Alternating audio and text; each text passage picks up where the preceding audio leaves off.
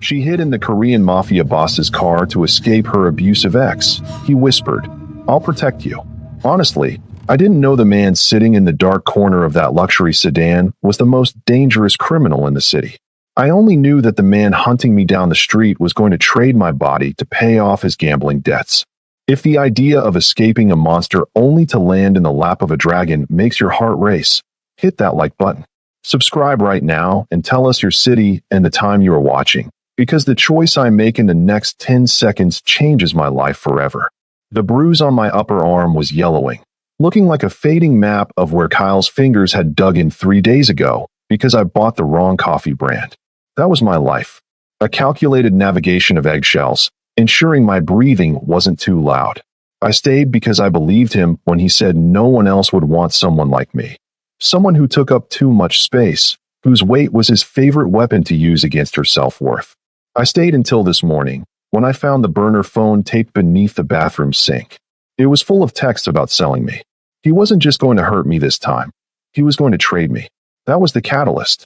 The sheer, cold terror overrode 5 years of conditioning. I ran with nothing but the clothes on my back, escaping our suffocating basement apartment. I made it 3 blocks before I heard his vintage Camaro roaring down the street, hunting me. Panic strips you of logic. I dove into the underground parking garage of the encrypted Eclipse Hotel, a place way out of my league, praying the shadows would swallow me whole. My lungs burned, my heavy frame shuddering with every gasp. Kyle's engine echoed off the concrete walls, getting closer. I was trapped. That's when I saw it. A polished black sedan, its rear door slightly ajar. I didn't think. I just shoved myself inside, tumbling onto the plush leather floorboards, curling into the smallest ball my size allowed. I jammed myself between the front and back seats. I smelled expensive leather, faint cigarette smoke, and something sharp, like steel. I lay there, hard hammering against my ribs, listening to the garage sounds. Then voices. Sharp, clipped Korean tones that held an authority I had never heard before. The rear door, right next to my head, swung open. The man who slid into the seat above me didn't notice me immediately. He was on the phone, his voice a low monotone. I dared to peek. An expensive suit, immaculate cuff links, and on the hand resting on his knee, a hand that looked like it could crush stone, a sprawling, vibrant tattoo of a coiled dragon peeked out. He radiated a terrifying stillness. He ended the call and shifted. That's when he saw me. I stopped breathing. I expected shouting. I expected to be dragged out by my hair and tossed onto the concrete. Instead, there was silence. He looked down at me, his eyes dark, hooded, and utterly unreadable. There was no shock on his face, only a clinical assessment. He took in my tear-streaked face, the cheap, torn t-shirt, and the sheer terror vibrating off me. He didn't look at me with disgust, the way Kyle did. He looked at me like I was a misplaced object that had suddenly become interesting. Before he could speak, a shadow fell over the car window. My blood turned to ice. Kyle. He was outside, his face pressed against the tinted glass, his eyes wild. He couldn't see in clearly, but he knew I was nearby. He started banging on the glass, shouting obscenities that were muffled by the sedan's soundproofing, but I knew every word by heart. Alicia, get your fat ass out here. I know you're hiding. I whimpered, a pathetic sound that escaped before I could stop it. I squeezed my eyes shut, waiting for the inevitable pain. I was waiting for this stranger to throw me to the wolf to save his upholstery. The Korean man didn't move. He didn't flinch at the banging. He just watched me. He saw the way I flinched with every thump against the glass, the way I tried to make myself disappear into the floor mats. The banging stopped. I heard Kyle screaming at someone else, probably the hotel security. The stranger above me leaned down. The scent of danger and expensive cologne washed over me. His voice was barely a whisper, but it was heavier than any shout Kyle had ever produced. It was a voice used to giving orders that determined life or death. Stay down, he commanded, not unkindly. Then, he did something that altered the axis of my world. He reached down, his large hand hovering for a second before gently, almost hesitatingly, resting on my trembling shoulder. It wasn't a grope. It was a weight, a grounding force. He will not touch you again, he whispered, the promise vibrating through his hand into my bones. I'll protect you. He tapped the partition glass. The car glided forward, smooth and silent as a predator. I stayed curled on the floor, feeling the hum of the engine beneath me, weeping silently as we drove past a furious, impotent Kyle. I was being taken from one cage, I knew, but I had no idea the kind of gilded fortress I was entering. I looked up at the man who had just saved me. He wasn't looking at me anymore. He was staring straight ahead, his jaw set, looking like a king who had just acquired a new, troublesome territory. We drove for 40 minutes in absolute silence. I was too terrified to move from the floorboards, my body aching from the tension. Eventually, the car slowed and descended. The darkness outside the tinted windows was replaced by harsh, artificial brightness. When the car finally stopped, the door opened, and his hand was there again. It wasn't demanding this time. It was offering assistance. I crawled out, my knees weak and shaking. I felt a deep, burning shame about my size and my disheveled state. I stood up and finally looked at my savior fully. He was devastatingly handsome, with high cheekbones and eyes that seemed to hold 1,000 violent secrets. He was younger than I expected, maybe early 30s, but his energy was ancient. He was Jong-hoon. I would learn that name later, whispered with fear by powerful men. We were in the private underground garage of a penthouse tower that pierced the city skyline. It was sterilized, bright, and secure. 2 other men in dark suits were waiting by an elevator. They bowed low, a full 90 degrees, when Jong-hoon emerged. They barely glanced at me, as if my presence was already expected, already managed. Take her to the guest suite in the East Wing, Jong-hoon ordered one of the men in Korean. Then he switched to perfect, slightly accented English for me. He looked me right in the eye. You are safe here. No one enters this building without my permission, and no one leaves with my property. Property. The word chilled me to the bone, yet strangely, it didn't terrify me like it would have coming from Kyle. With Kyle, being property meant being a punching bag, something to be used and discarded. With Jong-hoon, it sounded different. It sounded like being placed in a vault. It sounded like value. I was led away from him, down long corridors of glass and steel. The penthouse was a sprawling palace. I was shown to a room that was bigger than my entire old apartment. The guard pointed to a closet filled with clothes made of silk that felt like water against my fingers. I was left alone in the silence. I walked to the floor-to-ceiling window and looked out at the city below. I felt like a prized, exotic bird caught in a net, waiting for the collector to decide what to do with me. I wasn't free, not really. I had just traded a cage of rust for a cage of gold. The first week was a blur of luxury and isolation. I didn't see Jong-hoon. I was guarded by silent, efficient men who catered to my needs, but offered no conversation. I learned the truth from the news reports on the massive television in my suite. A gang-related massacre at a downtown warehouse had dominated the headlines for 2 days. The police were looking for leads. The victims were low-level loan sharks and human traffickers. And among the missing, presumed dead, Kyle. A cold knot formed in my stomach. I knew, with chilling certainty, that Jong-hoon hadn't just rescued me. He had erased the threat. The next evening, I was summoned to his private study. It was a dark room smelling of old books and power. He was sitting behind a massive mahogany desk, the city lights glittering behind him like diamonds he owned. He stood when I entered, his presence filling the room. You've seen the news, he stated. It was not a question. Did you kill him? I asked, my voice shaking. I hated that a part of me felt relief. Jong-hoon walked around the desk, closing the distance between us. Up close, the intensity of his gaze was almost unbearable. He didn't answer directly. The debt he owed was not financial. He was selling something that wasn't his to sell. He offended me. He stopped inches from me. For the first time, I felt a different kind of tension. It wasn't fear of violence, but an electric, simmering awareness of his proximity. He looked me up and down, slowly, deliberately, taking in every curve that Kyle had made me hate. But in Jong-hoon's eyes, I didn't see repulsion. I saw possession. You were brave in that car, Alicia, he said softly, using my name for the first time. It sounded like a prayer in his deep voice. Terror makes most people stupid. You stayed quiet. You survived. He reached out and touched a bruise on my jaw, a parting gift from Kyle. His thumb traced the outline of it, his touch feather-light, agonizingly gentle against the memory of the violence. Why did you save me? I whispered. I'm nobody. I gestured vaguely at my body. His eyes narrowed slightly, a flicker of anger crossing his face, but not directed at me. You think your value lies in how little space you occupy? That man broke you to make himself feel tall. I don't need to break things to know my power. He stepped closer, his heat radiating toward me. I kept you because when I looked in your eyes in that garage, I saw a will to live that matched my own. And because... He paused, his gaze dropping to my lips, then back up to my eyes. Because I decided I wanted you. It wasn't a romantic declaration. It was a statement of fact. A warlord claiming territory. You are mine now, Alicia. That phrase echoed in my head for the next 24 hours, bouncing around my skull like a coin in a metal can. I didn't know if I should feel safe or suffocated. The answer came the next night, not with a threat, but with a dress. A silent maid laid it out on the bed. It was a deep navy silk, elegant and expensive, but it was sleeveless. I stared at it, my stomach twisting. Kyle had trained me to cover up.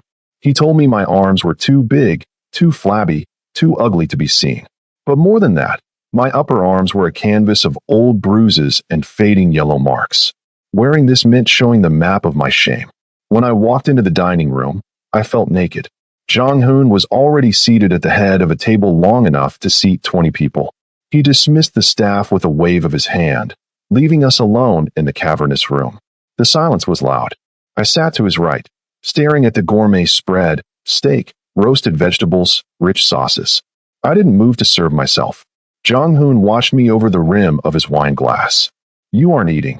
I'm not. I'm not that hungry. I lied. The truth was, I was calculating calories.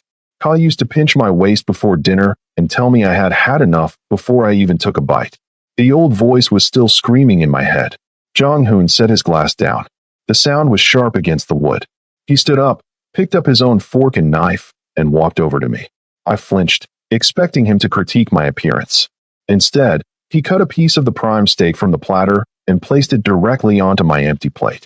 Eat, he commanded softly. In this house, hunger is an insult to the provider. You do not need to shrink to fit into my world, Alicia. You are here to take up space. I looked up at him, shocked. He wasn't looking at my scars with disgust. He was looking at my empty plate with anger, not at me, but at the reason I was starving myself. I took a bite. It was the best thing I had ever tasted.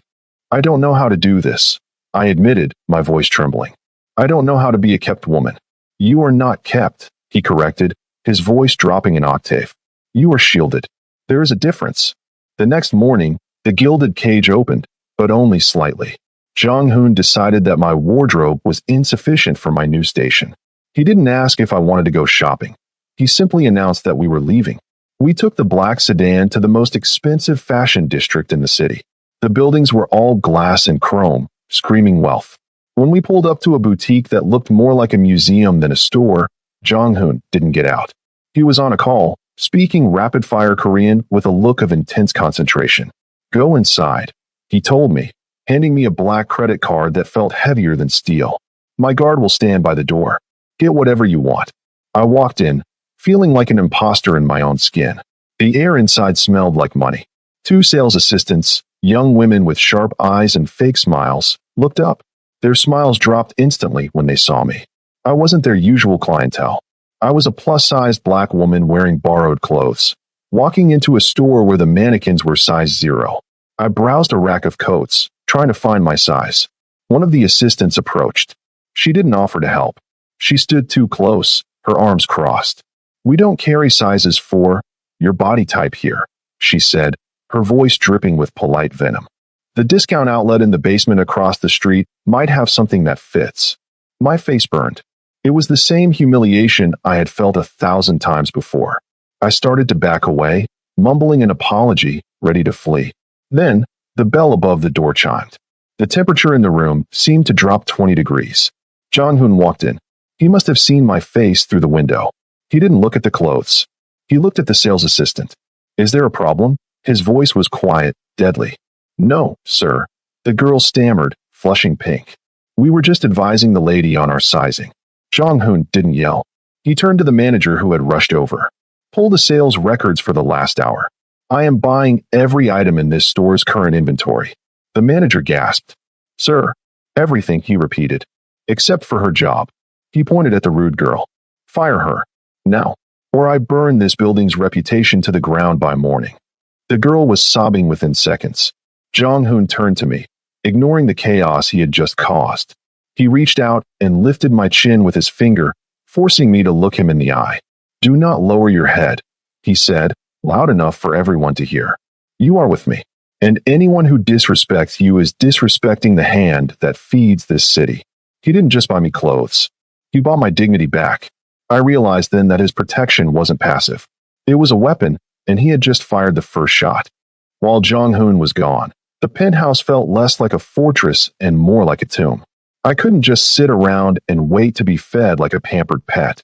My trauma response has always been to be useful, to earn my space so I wouldn't be discarded. I found my way into his private library, a massive room lined with books that looked like they cost more than my old apartment. I started organizing. It was busy work, but it kept my hands from shaking. I was stacking files on the mahogany desk when a manila folder slid out from the bottom of a pile. It hit the floor with a soft slap. I bent down to pick it up and froze. The label on the tab didn't say logistics or shipping. It said Kyle. My heart hammered against my ribs. I knew I shouldn't look. I knew that in a house like this, curiosity was dangerous. But I opened it. It wasn't a police report. It was a debt ledger. I scanned the pages, my breath catching in my throat. Kyle hadn't just owed money to random loan sharks. The headers on the spreadsheets were stamped with a red symbol, a lotus flower wrapped in iron chains. The Iron Lotus. It was a rival syndicate. The numbers were staggering. Kyle had gambled away everything he had, and then he had borrowed against me. But the last page was the one that made the room spin. It was a transfer document. It showed the total debt, hundreds of thousands of dollars, stamped, paid in full. The signature at the bottom was elegant and sharp, Young Jong-hoon. The date was from the day he found me in the car. I dropped the file on the desk. The realization hit me like a physical blow. Jong-hoon hadn't just saved me out of the kindness of his heart. He hadn't just stumbled upon a woman in distress. He had bought me. He had paid off the Iron Lotus to acquire Kyle's debt, which meant he legally owned the collateral. Me. I sank into the leather chair, clutching the paper. The feeling of safety I had started to build evaporated instantly. I wasn't a guest here. I was a transaction. I was an asset acquired in a hostile takeover. The kindness at dinner, the defense at the boutique. Was that just him taking care of his investment? Was I just a piece of expensive property that he needed to polish before he put it to use? I sat there in the darkening room, the city lights flickering on outside, waiting for the sound of the elevator. I needed to look him in the eye. I needed to know if I was a person to him, or if I was just a line item on a spreadsheet that he had decided to settle. The dragon had saved me from the wolf, yes. But dragons don't save princesses for free. They keep them in their towers for a reason. I didn't have to wait long, but it wasn't Jong-hoon who found me. The heavy double doors of the library swung open, and a woman walked in. I recognized her from the brief interactions I'd seen in the hallway. This was Director Min, Jong-hoon's second-in-command. She was terrifyingly beautiful, with sharp features and a suit that cost more than my life's earnings. She didn't look at me with curiosity. She looked at me with cold, hard disdain. She saw the open file on the desk immediately. A cruel, small smile played on her red lips. "So, you found the receipt," she said, her voice smooth and cold as glass. She walked over, her heels clicking on the hardwood floor like gunshots. I was wondering how long it would take. "He bought the debt," I whispered, standing up to face her. "Why?" Min laughed, but there was no humor in it. "You think he did it because he likes you? Don't be naive, Alicia. Jong-hoon doesn't bring strays home. He doesn't make emotional decisions. He is a tactician." She circled me, looking me up and down. "The Iron Lotus has been trying to encroach on our territory for months. They used your ex-boyfriend to launder money. By buying his debt, Jong-hoon didn't just get you. He got a legal claim to their operation. You aren't a girlfriend. You aren't a guest. You are bait." My stomach turned over. "Bait? The Iron Lotus will come for you to save face," Min hissed, leaning in close. "And when they do, Jong-hoon will be waiting to crush them. You are just the cheese in the trap. Don't mistake a tactical move for affection. Once the war is over, you will be discarded." She turned and walked out, leaving me shattering into a million pieces. The Cinderella fantasy was dead. I was just a pawn in a war between monsters. Minutes later, the elevator chimed. Jong-hoon walked in. He looked exhausted, smelling of rain and gunpowder. He loosened his tie, his eyes searching for me. When he saw me standing by the desk, he took a step forward, his face softening. "Alicia," he started. I flinched away from him, backing up against the bookshelf. The hurt on his face was instant, but before either of us could speak, the room was bathed in flashing red light. A high-pitched alarm screamed through the penthouse. "Stay back," Jong-hoon roared, his demeanor shifting instantly from tired man to lethal protector. He pulled a gun from his waistband and moved in front of me. Security guards burst into the room. One of them held a small, wrapped box that had been left at the front gate. It wasn't a bomb. Jong-hoon took it, his face grim. He opened it slowly. Inside lay a cheap, tarnished ring. My old wedding band. The one Kyle had pawned a year ago. There was a note tucked inside. "A debt is never fully paid." The Iron Lotus knew I was here. Min was right. The war had arrived. Is Director Min telling the truth? Is Alicia just bait for a war? Or is she the prize he's willing to start a war for? Hit the like button if you think he's falling for her. Subscribe and comment your theory, bait or beloved. The answer in the next chapter will shock you. The red emergency lights stopped pulsing, replaced by the stark, white brightness of the main overheads. The security team retreated to the perimeter, leaving us alone in the center of the library. The silence that followed the alarm was heavy, filled with the scent of fear and old paper. The manila folder, the evidence of my purchase, lay on the desk between us like a loaded weapon. "Is it true?" I asked, my voice barely steady. I pointed a trembling finger at the file. "Director Min said you bought that debt to own a piece of the Iron Lotus. She said I'm just a chess piece. Am I just bait to you, Jong-hoon?" Jong-hoon looked at the file, then at the door where Min had exited, his jaw tightening until a muscle feathering in his cheek jumped. He did. "Min is useful, but she is jealous," he said, his voice low and vibrating with controlled anger. "She sees the world in assets and liabilities. She cannot understand why I broke my own rule." "What rule?" I demanded. "I never bring work home," he said, finally looking at me. The intensity in his dark eyes knocked the wind out of me. "And I never let liabilities live. If you were just a tool, Alicia, I would have left you in that garage." He reached into his pocket and pulled out a gold lighter. He didn't hesitate. He flicked the wheel, and a blue flame sprang to life. He held the corner of the debt ledger to the fire. We both watched as the paper curled, turning black and brittle. The record of my sale, the proof of my shame, disintegrated into ash right there in his hand before he dropped the burning remains into a metal waste bin. "I bought the debt so no one else could claim you," he said, stepping over the ashes to stand directly in front of me. "I cleared the ledger so you would belong to no one, not even me, unless you chose to." He reached out, taking my hand. His skin was rough, warm, and real. "You are not bait, Alicia. Bait is disposable. You are the only thing in this entire city I am afraid to lose." The wall around my heart crumbled. He wasn't using me to win a war. He was starting a war to keep me. For the first time since I climbed into his car, I didn't feel like a victim. I felt precious. But looking at the resolve in his eyes, I knew that being precious to a dragon came with a terrible price. The Iron Lotus wasn't attacking us because of money anymore. They were attacking because he had made it personal. The ring was a declaration of war, and Jong-hoon intended to answer it. The next morning, the penthouse was buzzing with activity. Men in suits were checking weapons, and the air crackled with tension. The Iron Lotus had come out of the shadows, and to stop them, Jong-hoon had to attend the Midnight Gala, a neutral ground for the underworld elite, to face their leader, Chairman Vong. "You will stay in the panic room," Jong-hoon ordered, adjusting his cufflinks in the mirror. "It has independent air filtration and reinforced steel walls." "No," I said. He stopped, turning slowly to look at me. He wasn't used to being told no. "I'm going with you," I stated, standing my ground. My hands were shaking, but my voice was firm. "I went through Kyle's files, Jong-hoon. I know the shell companies the Iron Lotus uses to move their money. I know their logistics. If you go alone, it's a standoff. If I go with you, I can point out the men who don't belong." He looked at me, really looked at me, assessing my strength. He didn't see a broken woman anymore. He saw a partner. "It is dangerous," he warned. "If bullets fly, I cannot guarantee I can stop them all." "I survived 5 years with a monster," I said.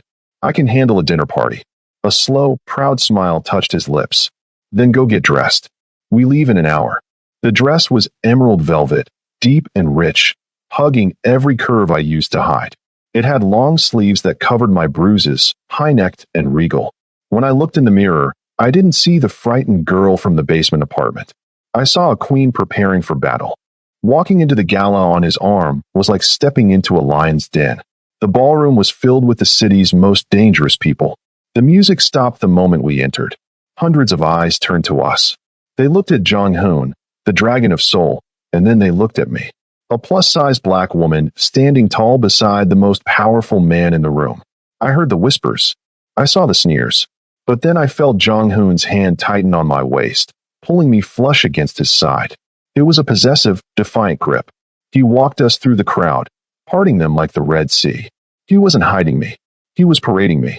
"Keep your head up," he whispered against my ear, his breath hot on my skin. "Let them see what a real queen looks like." We reached the center of the room. Across the floor, an older man with cold, reptile eyes raised a glass to us. It was Chairman Vong. He smiled, looking at me like I was a mouse that had walked straight into a trap. But he didn't know that mice learn how to bite. The gala was suffocating. The air smelled of expensive perfume and hidden malice. Even though Jong-hoon held me close, his body a solid wall of heat against mine, I felt the cold stares of 100 people who wanted us dead. Polite conversation masked death threats here. I stood beside him, clutching a glass of champagne I had no intention of drinking, my eyes darting around the room. My years with Kyle had taught me one thing: hypervigilance. I knew how to read a room for danger before the first blow was thrown. I watched the staff. The waiters were moving too fast. They were rotating near our section of the balcony far too frequently. A man with a tray of hors d'oeuvres made eye contact with Chairman Vong across the room. It was a micro-expression, a tiny nod, but I saw it. "Jong-hoon," I whispered, squeezing his arm. "The waiter, the one with the scar on his neck. He's circling us." "I see him," Jong-hoon murmured, his body tensing like a coiled spring. "Stay behind me." But he was looking at the waiter on the floor. He wasn't looking up. I glanced toward the mezzanine level, where the lighting rig was set up. A glint of metal caught the light. Then I saw it. A tiny, red laser appeared on the lapel of Jong-hoon's tuxedo jacket, right over his heart. Panic didn't freeze me this time. It moved me. "Get down," I screamed. I didn't think. I didn't wait for him to protect me. I threw my entire body weight against him, shoving him hard to the right. The crack of the sniper rifle echoed like thunder in the ballroom. The champagne glass in Jong-hoon's hand shattered, exploding into 1,000 glittering shards where his chest had been a second ago. Screams erupted. The crowd surged in a wave of terrified silk and tuxedos. We hit the marble floor hard, the impact knocking the breath out of me. Jong-hoon didn't stay down. He rolled instantly, covering my body with his own, shielding me from the chaos. In one fluid motion, he pulled a silver handgun from inside his jacket. His face, usually so composed, was twisted into a mask of pure, terrifying rage. The dragon had been unleashed. "Move," he roared, hauling me to my feet. He fired 2 shots toward the mezzanine, suppressing the sniper, then dragged me toward the kitchen exit. He wasn't just defending himself. He was possessed. I looked at him as we ran, seeing the way he scanned for threats, the way he kept his body between me and the open room. He was ready to burn the world down because someone dared to aim at us. For the first time, the danger wasn't just around us. It was coming from him. I realized then that I hadn't just saved a man. I had uncaged a beast that was about to consume everything in its path to keep me safe. We didn't take the main elevator.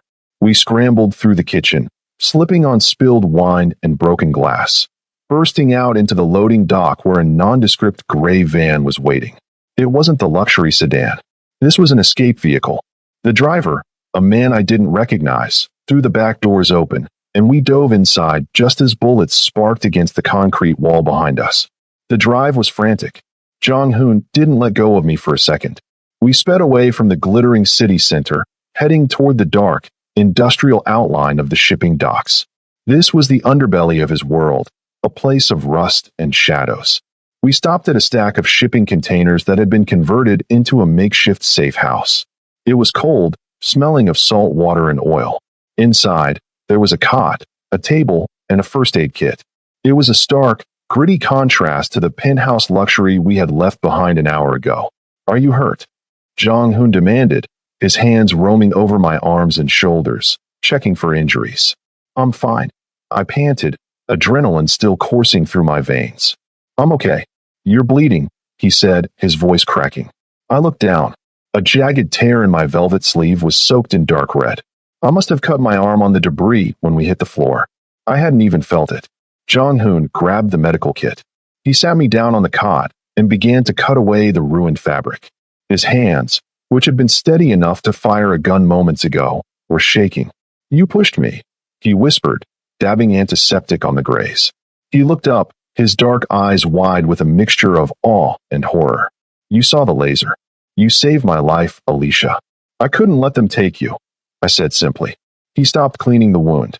He dropped the gauze and cupped my face with his blood-stained hands. I am supposed to be the shield, he choked out. Not you. Never you. The intimacy of the moment was overwhelming.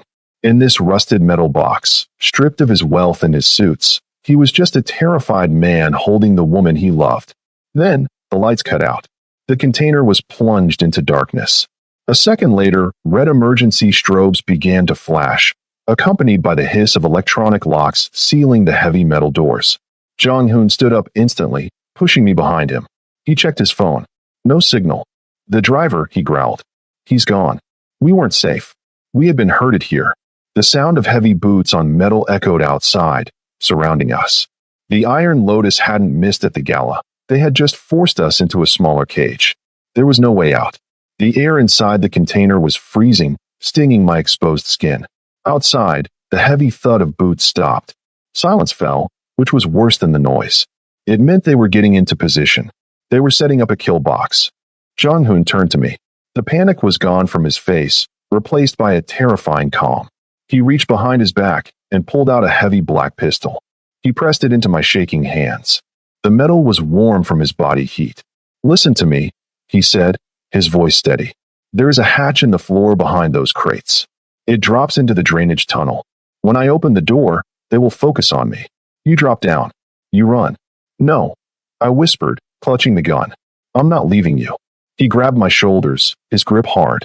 This isn't a negotiation, Alicia. I bought your debt to give you a life, not a death sentence. If anyone comes through that hatch who isn't me, you empty the magazine. Do not hesitate.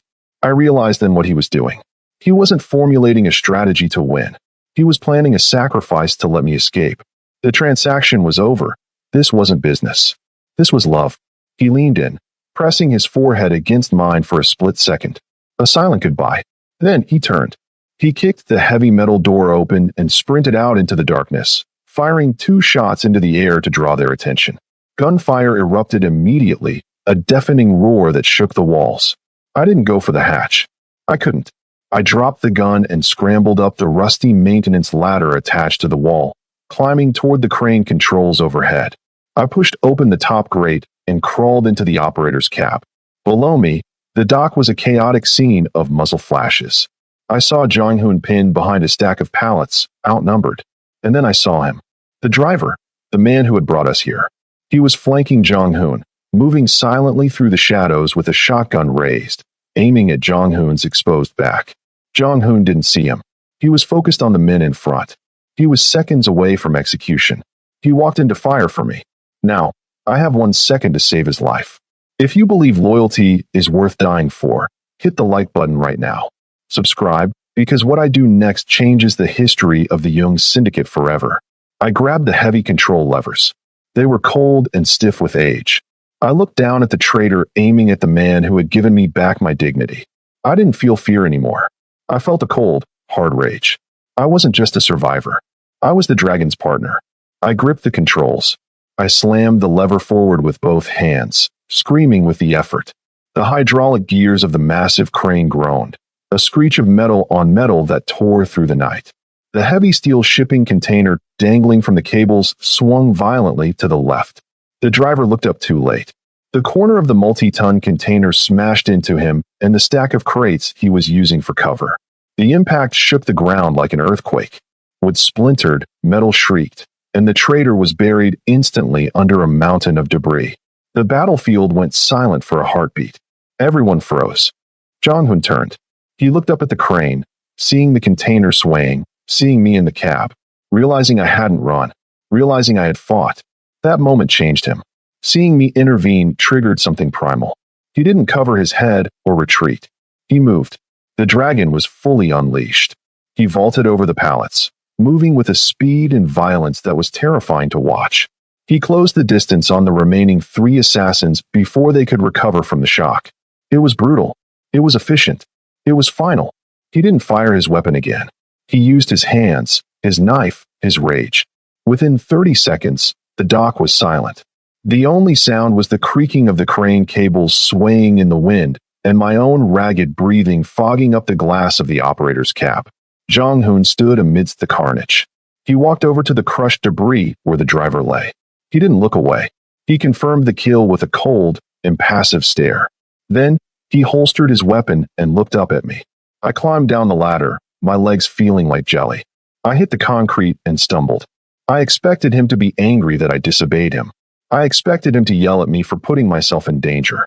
He walked toward me, his expensive shirt torn, his knuckles bloody. He didn't speak. He stopped 2 feet away and dropped to his knees. He fell to the dirty concrete in front of me, not in weakness, but in absolute reverence. He wrapped his strong arms around my waist, burying his face in my stomach, holding me so tight it almost hurt. He was shaking. "You stayed," he mumbled into the fabric of my dress, his voice thick with emotion. "Everyone leaves. Everyone runs. But you stayed." I rested my hand on his dark hair, feeling the tremors running through his powerful body. He wasn't the invincible Mafia lord in that moment. He was a man who had spent his life alone, finally realizing he didn't have to be. "I told you," I whispered, pulling him closer. "I'm not going anywhere." He looked up at me then. The darkness in his eyes was gone, replaced by a fierce, burning devotion. He stood up, lifting me effortlessly into his arms as if I weighed nothing. He didn't look at the bodies. He didn't look at the burning wreckage. He only looked at me. We had walked into the fire as 2 separate people, but we were walking out of it as one. Sunrise broke over the city, painting the skyline in gold and blood orange. The light looked different from the penthouse terrace today. It didn't look cold or distant. It looked like victory. The gilded cage I had feared was gone. In its place stood a fortress, one that we now held together. The thread of the Iron Lotus was broken. The violent message Jong-hoon sent at the docks had been received by the entire underworld. The changes were immediate. Director Min was gone. I watched from the window as she was escorted out of the building by 2 armed guards, her office cleared, her access revoked. Jong-hoon had cleaned house. There was no room for jealousy or betrayal in the new empire he was building. He had chosen loyalty over tenure. I found Jong-hoon standing on the balcony. He was showered, dressed in a fresh, charcoal suit, but the dark bruises on his knuckles remained, a silent, violent reminder of the night before. He didn't turn when I approached. He didn't offer a romantic speech or flowers. He simply reached into his pocket and handed me a heavy, black velvet box. My heart hammered against my ribs. I opened it slowly. Inside lay a ring, but it wasn't a diamond engagement ring. It was heavy gold, set with a flat, black onyx stone bearing the intricate, roaring dragon crest of his family. It was a signet ring, the kind only the heads of the family wore. It was a symbol of authority, not just marriage. "I promise to protect you," he said, his voice rough with emotion as he looked at the city below. He turned to me, his eyes intense. "But I was wrong. You don't just need protection, Alicia. You need power." He took the heavy ring and slid it onto my finger. It was a perfect fit. "You are not my mistress," he vowed, his gaze burning into mine. "You are my equal, the queen of the Iron Lotus." I looked at the black stone on my hand, then at the city that once terrified me. I wasn't the trembling woman hiding in the back seat anymore. I was standing at the top of the world. I accepted the ring. I accepted the dragon. She went from a victim hiding in a car to the woman ruling the city. Which part moved you the most? The escape, the gala, or the crane at the docks? Tell us in the comments, and don't forget to drop your city in time. Subscribe now so you don't miss the next story.